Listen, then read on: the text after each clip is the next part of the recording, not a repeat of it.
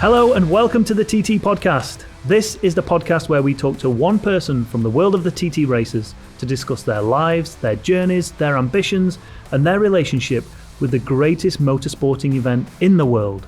I'm Chris Pritchard, and with me, potentially for the last time, Steve Plater. Steve? Last time? I mean, with the guests we've got on, don't tell me you didn't watch that footage of the TT Plus and listen to Davo and think, my job's in jeopardy here. Fortunately for me, I did mention this when we were doing some filming for the new TT documentary. Fortunately, he's still hell-bent on trying to win TTs. Luckily for you, yeah. I'm off the hook. Davo Johnson, though, amazing on the commentary at this year's TT. Unfortunately, we didn't see him there, but what an amazing, fun guy he is. A real popular fella anyway, you know, goes about his racing quite differently, kind of very laid back, but still desperate to win some big races. So a great guy, full of banter, and he puts that through across in his riding as well. Oh, definitely. Now, before we get into this episode, I feel like I should just point out that we aren't in the usual studio.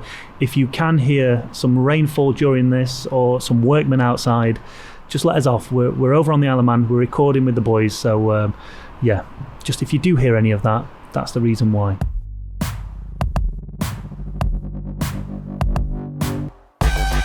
Today's guest has made some serious sacrifices to be in this chair today. He's more akin to laying down than sitting up straight. He is by far the most laid-back man I have ever met. But then again, that comes with the territory of being an Aussie. Davo Johnson made his TT debut in 2010, and apart from 2011, he's been back to the island racing ever since. In 2019, he got every rider's dream call-up, a ride with the Honda factory team, and he repaid them with his first ever podium in the Superstock race. Fast forward to 2022 and he'd signed for the OMG Rich Energy team alongside James Hillier, but unfortunately Davo had to miss the TT after being injured in a round of the British Championship at Oulton Park. Although the fans missed out on Davo's exciting racing style on the circuit, they benefited from his commentary skills on the live coverage of the race. Luckily, Steve, Davo still has unfinished business on the island, so your job is safe for now. Yeah, and there's no chance of you getting any work, is there? Not after that intro. Davo Johnson, welcome to the TT Podcast. How are you? Yeah, good. Feeling good. Feeling fitter than I was last time you see me anyway. Yeah. That was, again, like I said in the intro, the racer's loss was everybody else's gain in the fact that, was this a talent that you knew you had in the back pocket, or did it just come naturally to you? The commentating gig, yeah, I did a little bit of that in Australia. Like the World Superbike, I did a little bit of it there. A little bit of the local Australian Championship as well. But yeah, it was sort of good. Sort of kept me out of the pubs, I suppose, during the TT, because yeah, when I was injured, obviously it was ideally I wanted to be riding, but here's what it was, and yeah, so I didn't get too many negative comments about it, so it was it'll definitely be something I'll be doing again. The only negative comments you got was from Steve. He knew. He was like, under pressure. Yeah, exactly, yeah. Right, before we get into all that in 2022, we always ask the riders the same question. You'll have to think a little further back than everybody else. But rolling up onto that start line, like I said in the intro, one of the most laid-back guys I know. Rolling up to that start line, getting that hand on the shoulder, waiting for that flag to drop, getting that tap on that shoulder, what is going through your mind? Well, probably everyone says the same thing about shitting themselves a bit. Mm-hmm. I suppose that's no different to me. And obviously we're at the Manx Grand Prix now. It was my first ride yesterday, as it was, and it was quite a nervous thing, to be honest, more than normal. I mean, the more you do it, the sort of less the nerves sort of affect you. And yesterday, John McGuinness come up to me and he's like, "How you feeling?" I'm like, "Shit myself," because I'm number one as well. Like after 3 years away, missed the main TT and then straight out, and they asked me if I wanted number one, and next thing I was like, not really, but what? Jump in the deep end. But yeah, and I spoke to Paul Jordan as well. I did like a sweet Lord baby Jesus. Like Ricky Bobby. Ricky Bobby. Yeah, and it was just, we had a bit of a laugh about it, and once the helmet was on and we all started to take off, it was, the situation sort of normal then. So then go back to the TT, the racing with the Honda factory team. How different is that? Or is it no different between that and what you experienced for the Manx? Well, then I was pretty prepared for it when I Right. rode for Honda. So when coming to this one after 3 years away and the injury, I don't know how that's going to sort of react on the track. And obviously I feel good. I've still got some sort of muscle and ligament damage in my pelvis area, but on the bike it was okay. But yeah, at the riding for Honda, I sort of knew exactly where I was at fitness-wise. And yeah, I just felt a lot more prepared for it there than I did yesterday, to be fair. But the nerves, because there's a hell of a lot of pressure there. You're riding for a factory team. You're capable of getting on the podium. Do your thoughts not go there? Are you pretty chilled and relaxed? I didn't. Well, the thing is with Honda, my teammate was Ian Hutchison, so he was effectively like the number one rider. So I always say I was the other guy. Like who's Ian's teammate? I was, and some other guy. And that was a bit of a joke that we had in the team. So there was no expectation on me, to be fair. Like it was pretty chilled approach that I had with the team. They didn't expect anything from me, so and I felt that, and just being an underdog sort of it works good for me doing that. And a similar thing here with not being here for 3 years, it's sort of a similar sort of feeling I'm getting being the underdog again, even though I won it last time, the classic TT. And I like that. It's no pressure, and just go out and ride and have fun. So let's go way back to the start of actually getting on a bike for the first time. There's not a great deal of information to find out about you. Obviously, you lived in Australia. That's probably a good thing.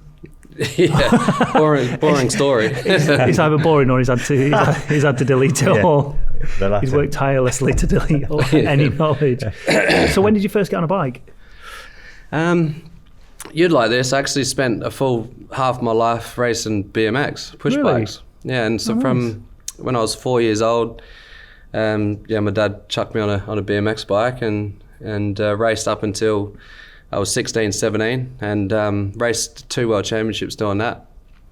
And when I was 16, he gave me my first ride on a little 125 4-stroke little weapon. And from then on, it was like the push bike got put to one side, and I just put all my efforts into motorbikes then. But at that point, I didn't even know how to even change gears. Like I was from BMX to motorbikes. I did have a couple of rides on like a Pee-wee 50 back in the day, which is like centrifugal clutch, no gears. So it was a lot to take in, but it's similar sort of like, I mean, Christian Mullen was in the same boat. He did dirt track, but he also is a good friend of mine from back in the day. He raced BMX a lot as well, and we used to, when he was in England, we used to ride together, BMX, go to local jumps and stuff.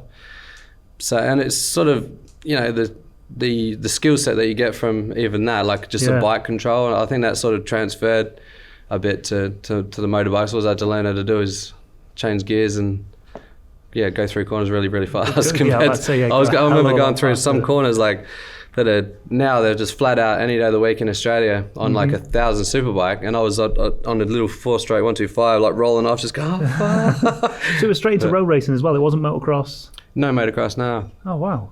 I look at a motocross bike and my collarbone snaps. Like it's just like I have had to go on a few of my mates' motocross bikes, but it didn't end well. That's for sure. Yeah, I would have expected BMX. The natural kind of progression is to put a BMX with an engine on, which essentially is a motocross bike. I wasn't too bad, but I've got a lot of mates that are really good. So I just sort of let them do it, and because I'd go on straight away on a supercross track and try and do what they do, and crash. Yeah. But, it concerns me more. Obviously, you started out BMX under the age of 16 coming through, and we all know how you Aussies like a drink. That's not what you learnt your drinking skills, was it, at that age? Well, to be honest, like, there's a fun... yes. Well, no, it isn't actually. It's completely the opposite.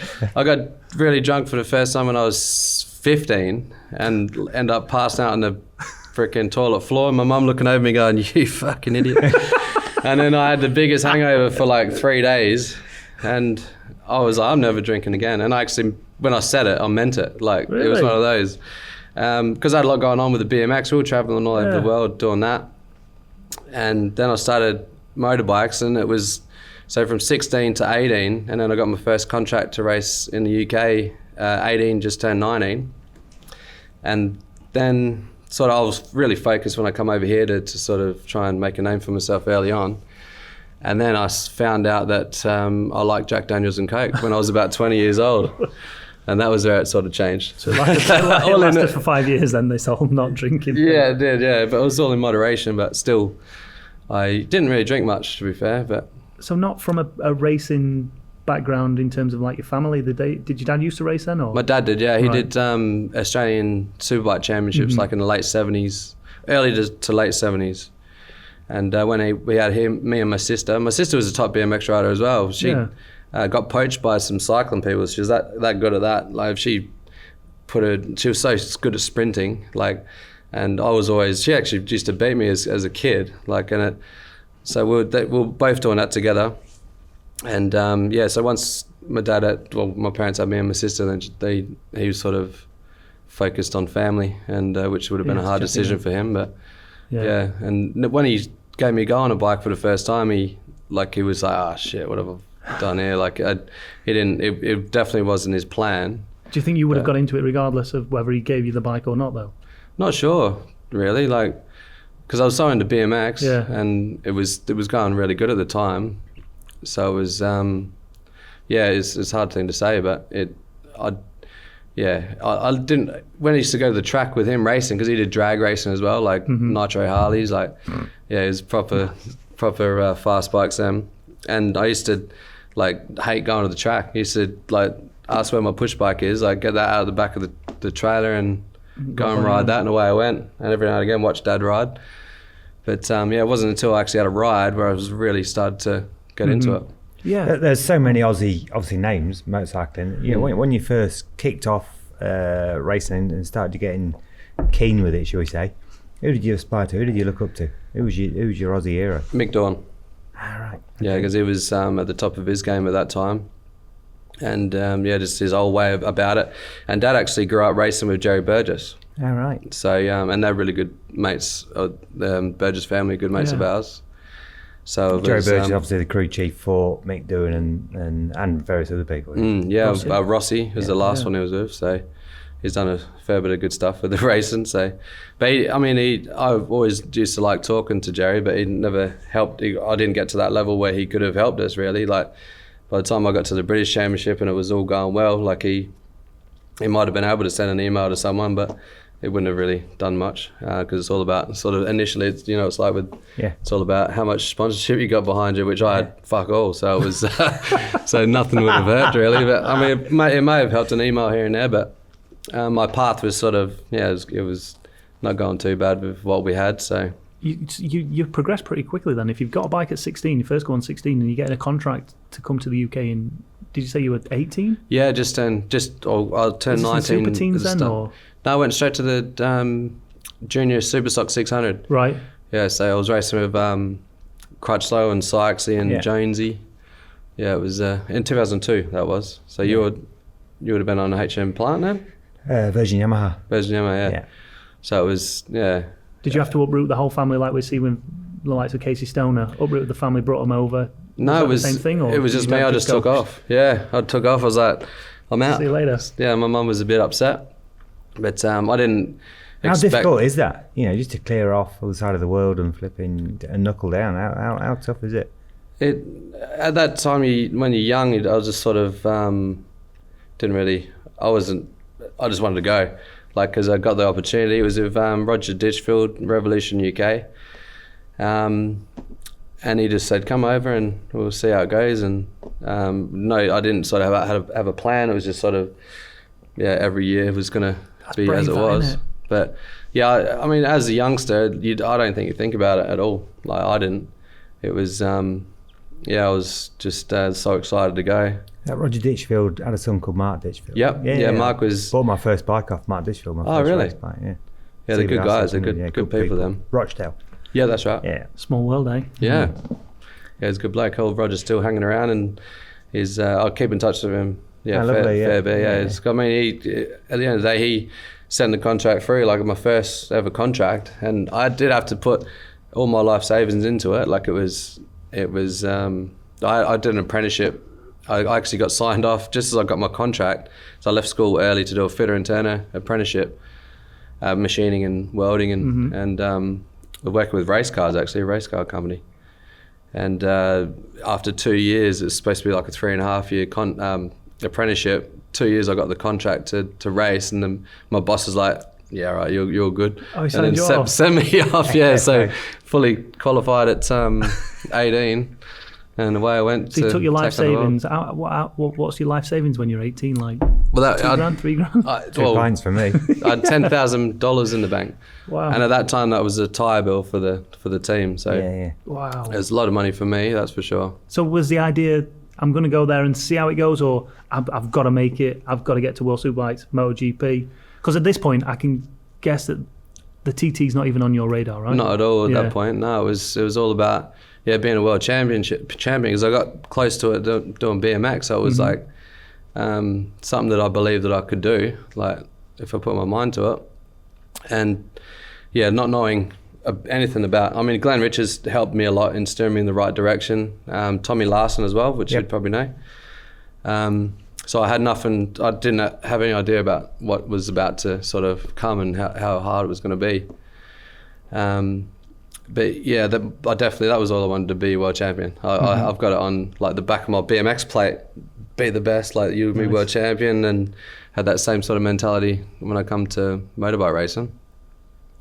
And it started off well. I mean, straight away, I got 4th for my first race at Silverstone, and podiums after that, and Dyson with like Crutchlow and Sykesy and Jonesy sort of smashed us all that year.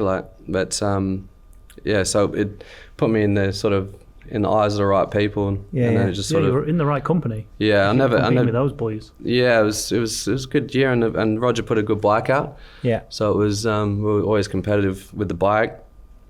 But from that year, it was sort of, I realised that then you need the sort of the backing behind you, and I was always sort of just scratching to get a deal after that. I mean, I never had to pay after that, which is a good thing. But it was, if I had the money behind me, I feel that there could have been a different path, but everything's led to where we are now, and it's not gone too bad. So far so good. So is that the moment? We spoke to Connor on the last episode, and he kind of realised where his talent truly was and how much he could afford to put into his racing. He realised that road racing was the only real way to go. Was that the same for you then? Did you get to that point where you were like, I could have a future in that, unless I've got a ton of money behind me, I'm not going to have a future in this? Similar, really. Like, I used to race with Connor a bit in Superstock in the early days. Excuse me.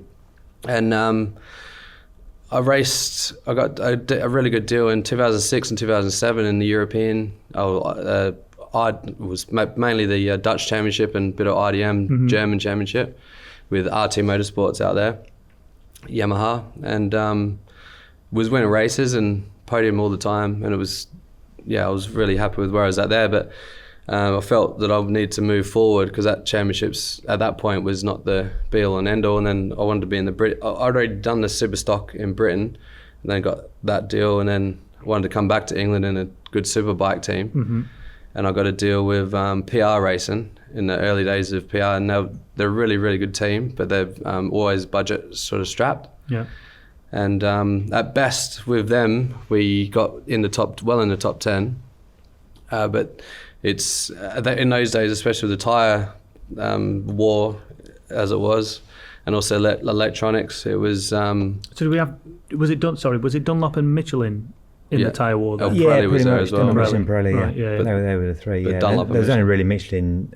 Honda was the only one using his Michelin. So the rest of the paddock was against Dunlop and Pirelli. So they did the best of what they had, and it was, I always wanted to sort of go to the next level, but like with no money behind me, I was just happy to get like free rides and making a little bit of money out of it as well. And then I got the sort of got asked to do the TT by Paul Phillips, and in 2010 was the first year, and I'd already done a couple of years with 2009 was the first year with the Pirelli one make tyre, was it? Or year before remember. Possibly, yeah.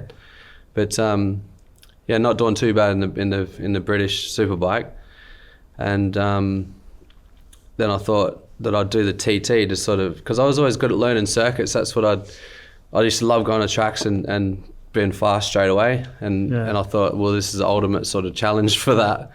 And Paul Phillips gave me the opportunity. When was your first experience of TT racing? Was it on the long TV, or was it, did you visit the island, the Isle of Man? Where did that come from? Yeah, 2007 I come over. That was Centennial year, wasn't it? Yes. Yeah. Did you win that year? No, it was my first year. First year, yeah. I know Cameron Donald got second in the senior, and he's a good mate of mine from Australia. And I'll come to see him in Park Fairmay after. Obviously, I was hungover because it was at the TT. So I was coming there. It was not warm day as well that day. I remember. I was sweating my ring The out. whole 2 weeks was sunshine. It was good, wasn't it? Yeah. I was only there for a couple of days. And then I was to Cam, I was like, well done, man. He's like, you coming over next year to do it? I'm like, fuck off. No way. Crazy. So I came and watched it and said, no way. Sort of like, everyone's crazy. And then 2010 came along and I thought, I'm going to give it a go. And so your first time watching, year. Watching Camp 07, what did you go out watching around the course, just from the paddock, or what were you? Yeah, not out any further than Bray Hill. Yeah. So I watched on the right side of Bray Hill on the way down the hill. What was your first impressions? It was mad. It was crazy, like from what I saw. And I remember Cam passing someone. It must have been a back marker in the race. I think he must have caught him. And Cam was online, and this dude was like wide, and Cam saw the guy go on to the left before he commit to the bottom of the hill, and he'd passed him on the right because he thought he was coming over quicker. And so he was like right over to the right down the hill, and I was like, fuck you, that's just mad. And then he had to roll off properly down at the bottom of the hill to get it through the dip. Yeah, so that was probably my first time I saw it at Bray Hill. I did see it at the top of St. Ninians before that, walked there, then walked back, and then went on the other side of Bray Hill. Yeah. So Bray Hill's probably not the best place to watch if you're thinking about doing it, because for me it's the most scariest part of the track, really. But so that was my first experience of it, and like I say, it was just well and truly off my radar straight away, pretty much. But so does Paul phone you out of the blue? How does that conversation come about for someone who's not shown any interest in it to then get a call and then say, yes, I will come and do it? They used to, you'd remember this, they used to come to the after parties at the end of season party at Brands Hatch it was, or sometimes at Donington, or wherever the last round of BSB is. Yeah. And straight away, as soon as we're out of our leathers, we're just drinking like mad. Most people fighting. I had a few good blues of those. There's always at this BSB, you have feuds through the year. Obviously, I never used to go. And it just all explodes. They have feuds through the year, and then they sort of all get settled at the after party. And it's funny, but anyway, that's off the tangent a bit. But so Paul and Milky used to come to those parties, so we're all pissed up together. So you're all saying yes. And that's when, basically, that's a good. I've done a lot of my next year's deals at those parties, and you probably have as well. Yeah. And because they know they can get you cheap because you're drunk. You're just like, I'll ride for anything. Yeah, well, I start at the top. I go straight away. I remember one year I talked to Sean Muir before I'd even bloody won a Superstock race. I was like. Started at the top, then went my way back. But and I ended up riding for him, funny enough. But so the TT sort of route sort of worked with what I wanted to do. But so that was, they come there and sort of talk to the riders, give us a pack with onboard laps DVD. And that the first year was 2009, and then second year, 2008. And then I thought about it, and then 2009. After that, after party, he's like, what do you reckon? I'm like, I reckon I might give it a crack. And then I've started the journey of that, and then come over for the newcomers party, newcomers trip. I get them mixed up. It's not a party. Turns out, tell him it's a party, he'll come. I think that's how they freaking got me here. That's how they sold it to him. It's a party. That was so much fun as well. Like those newcomer trips that they used to bring us over, they're wicked fun. So what? I've never heard of one of these newcomers trips. Tell me about them. They must have been more tame now. Of course, it has. Yeah. They were a lot better back then. I definitely, if I was me now, I probably wouldn't do it because there's no party involved. So I sound like a right party. I'm not really. What did it feel like actually coming over and going from that mindset of circuit racing to now you've got to learn 37 3/4 miles of circuit and you've got to respect it? Yeah, that was. I was very excited about it.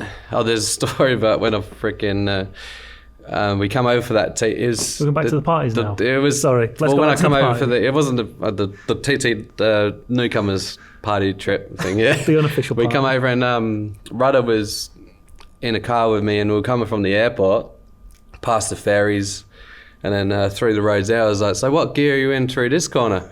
And he just looked at me and goes, "You fucking serious?" I actually thought I was on the track. Like, no, so that was at the start of the year, 2010. Because I'd never been here before, so I didn't know where was where. Yeah. And once that happened, then Milky took me around for like a lap, and he's like, "Right, so tell me where you are, just to show me, just like sort of quiz me on my like how I've been researching," and I failed dismally. Big time. And after that, it was literally every day. So I had 3 months from then to TT. It was 3 months, like every day, like the old school PlayStation game, and then watching DVD laps every day for 3 months before that. And you got it. And I felt good by the time I got here. So it was, with a great team as well. I was with the DP coal planning team, Mick Charnock, a local team, and they helped me with the process as well. So you rock up onto the line completely sober. You decided not to drink. What's it feel like the first time on that newcomers lap? Well, that was one that also you wouldn't get away with these days because it was like wet. Yeah. And It was wet and you were pissed. No, I wasn't pissed. You was making me out like a pisshead. I'm not really. Sorry, mate. I'll knuckle down when I have to, you know. But it was with Milky, and we had Brian McCormack and Hudson Kenner in our group. And it was damp to start with, and then got wetter as we went. And then by the mountain, we couldn't see anything. Like it was foggy. Are you on wet? Dries. Right. And I was following Milky, and Milky's like was sweeping around. So I just like, fuck, I'll follow in then. And by the time we got to, it's probably not a good thing to say this story, but it's not the same now. It's a lot different now. But by the time we got to Kurt Michael, I looked behind. There was no one there. It was just me and Milky, and yeah, we just finished the lap together. I think Hudson Kenner pulled off. Didn't like the conditions. Not enough. And I don't know what happened to Brian. But and then we got to the mountain, and through one of the corners, all I could see is his tail light. Yeah. So I was just following him through that. And that was my induction lap. And then you were free to go on your way and become a TT racer. Yeah. So how different was that next lap? The fact that you had no reference point to follow. I loved it. Did it all come flooding back, everything you'd learned? Yeah, definitely, yeah. I was like screaming in my helmet. It was so much fun. I was yesterday. I was like yipping in my helmet. Yeah. Because it's so much fun. And it's like nothing else. Like every circuit, like you'd be the same now. Like every circuit sort of is, like, I wouldn't say boring, but if someone said I got like 3 days to ride at Phillip Island, I'll say, I'll do one. Like fucking not 3 track days, and this place is just like, it just tops them all. Like it just ticks every box and makes me feel so good about riding, more so than what the short circuits do these days. So there was no moments during that first year where you were kind of thinking, maybe I'll go back to short circuit. Not at all. This is where I want to be now. Yeah, that was that was it really. But there's a bit that happened between then and the next year, or the next 2 years really, because I missed 2011. But I tell you what, we'll get into that in part 2, because I think now is the perfect time to break. So make sure you come back for part 2, because we've got some. Are they stories you can tell? Yeah, perfect. It's not too bad of a story. Good. Right, join us in part 2 with Dave O. Johnson.